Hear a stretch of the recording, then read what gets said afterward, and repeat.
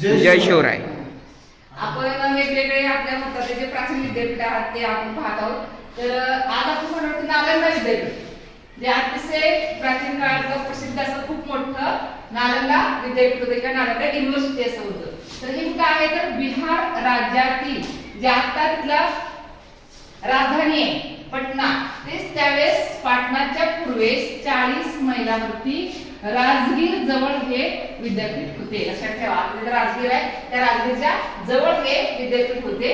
जी स्थापना आहे या विद्यापीठाची ती इसवी सन 5व्या शतकामध्ये गुप्त सम्राट कुमार गुप्त यांनी केलेली आहे. ऑब्जेक्टिव्हला प्रश्न येतो की बाबा हे नालंदा विद्यापीठ कोणी स्थापन केले, तर लक्षात ठेवायचं कुणी केलंय?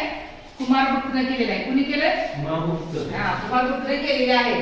ठीक आहे. तर या विद्यापीठाचा जो खर्च, कारण विद्यापीठामध्ये शिक्षणाला खूप खर्च होत असतो, विद्यार्थ्यांसाठी खाणं पिणं राहणं सगळंच काही विद्यापीठ करत होतं. म्हणजे तिथं विद्यार्थी 10,000 पेक्षाही जास्त विद्यार्थी राहत होते.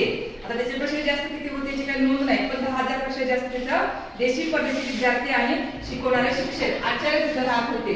तर त्यांना जे काही खर्च लागत होता तो जवळजवळच्या 200 गावांचं उत्पन्न त्या विद्यापीठाला दिलं जात होतं. लक्षात ठेवायचं, 200 गावांचं उत्पन्न मिळत होतं त्या विद्यापीठाला. आता तिथं सगळ्यात मोठं असं ग्रंथालय होतं ते धर्मगंज. या धर्मगंज हे मुख्य विद्यापीठ होतं, ग्रंथालय होतं. तर त्या ग्रंथालयामध्ये परत 3 विशाल ग्रंथालय होते. एक रत्नसागर, लक्षात ठेवायचे रत्नसागर, दुसरं काय रत्नदभी, आणि तिसरा आहे ते रत्नरंजन.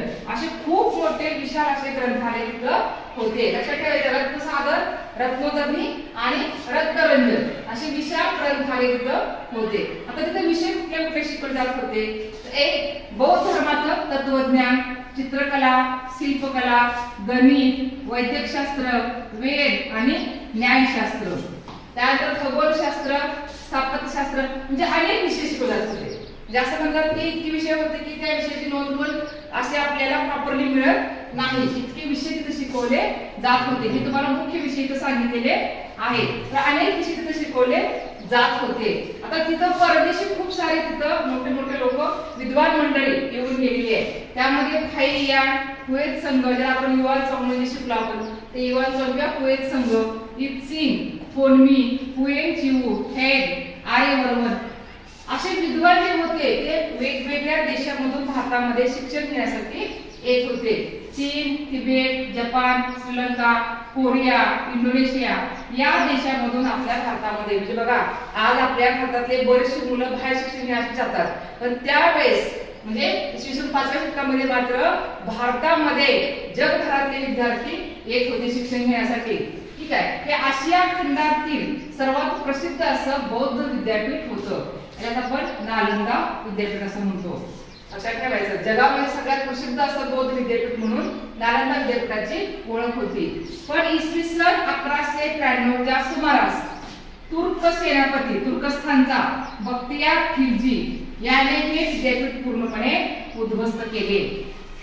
त्याला हे नालंदा विद्यापीठ ज्ञानाचं केंद्र आहे त्याला समजलंच नाही. त्याला काय वाटलं की ते लष्करी केंद्र आहे किंवा काहीतरी वेगळं आहे, किंवा ज्ञान इतकं भारतीयांच्यामध्ये कसं काय आहे, भारतीयाची संस्कृती ज्ञान इतकं चांगलं कसं, आमच्यापेक्षा चांगलं असं नाही पाहिजे, असा हा द्वेषाने भरलेला हा बख्तियार खिलजी होता. अतिशय राग द्वेषाच्या मनामध्ये होता. म्हणून त्याने काय केलंय की नालंदा विद्यापीठावरती आक्रमण करून, कारण ते शांत लोक होते सगळे, विद्यार्थ्यांकडे कुठले हत्यार नसतं, काही नसतं, पण याच्याकडे मात्र प्रचंड हत्यार होते. त्यावेळेस त्याने काय केलं, सर्व सेना घेतली आणि सर्व सेना घेऊन त्याने काय केलेलं आहे, नालंदा विद्यापीठावरती आक्रमण केलं आणि सगळं जाळून टाकलं. लक्षात ठेवा, जवळजवळ ते विद्यापीठ 6 महिने जळत होतं. 6 महिने नुसतं जळतच होतं. ते इतकं मोठं विद्यापीठ जाळून टाकलेलं आहे, कारण इथं लाखो ग्रंथ, लाखो म्हणजे करोडो ग्रंथ होते असं म्हणतात. लक्षात ठेवा, म्हणजे धर्मग्रंथ जे मुख्य आहे त्यामध्ये रत्नसागर वगैरे रत्नगंज विशाल मोठे ग्रंथालय होते आणि त्याच्यामध्ये करोडो असे ग्रंथालय लोकांनी म्हणजे ग्रंथ लिहून ठेवलेले होते. आणि ते ग्रंथ काय आपल्याकडे कागद नाही, कागद नव्हते, ते कशावरती होते तर लाकडी पट्ट्या किंवा ते झाडाचे पानं, भुर्जपत्र याच्यावरती लिहिलेले होते. त्यामुळे ते 6 महिने जळत होतं. म्हणजे किती मोठा प्रचंड भारतीयांचा ज्ञान खजिना त्या बख्तियार खिलजीनं पूर्णपणे काय केलं, उद्ध्वस्त केलं आहे. ठीक आहे. तर नालंदा विद्यापीठ हे प्राचीन ज्ञान, शिक्षण आणि आंतरराष्ट्रीय बौद्धिक देवाणघेवाणीचे मोठं केंद्र होतं. म्हणजे प्रचंड ज्ञान या विद्यापीठामधून जगाला भारत देत होता. असं हे जगाला ज्ञान देणारं शिक्षणाचं केंद्र किंवा बौद्धिक देवाणघेवाणीचं केंद्र मात्र एका माणसामुळे म्हणजे बख्तियार खिलजीच्या सुलतानामुळे पूर्णपणे उद्ध्वस्त झालेलं आहे.